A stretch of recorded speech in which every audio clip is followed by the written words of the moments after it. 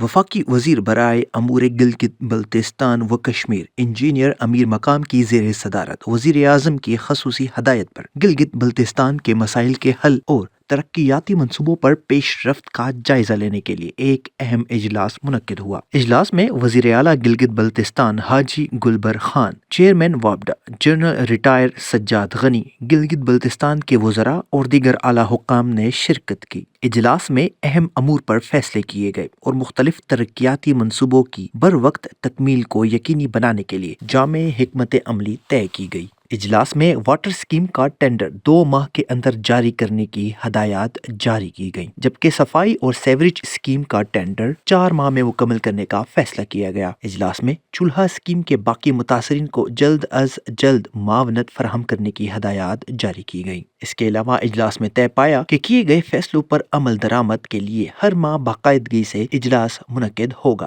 تاکہ پیش رفت کا جائزہ لیا جائے۔ وفاقی وزیر انجینئر امیر مقام نے کہا کہ گلگت بلتستان کی ترقی ہماری حکومت کی اولین ترجیح ہے۔ انہوں نے بھاشا ڈیم کے متاثرین کو ہر ممکن ریلیف فراہم کرنے کی یقین دہانی کرتے ہوئے کہا کہ وزیر اعظم شہباز شریف گلگت بلتستان کی تعمیر و ترقی میں گہری دلچسپی رکھتے ہیں اور اس کے ثمرات جلد عوام کو ملیں گے۔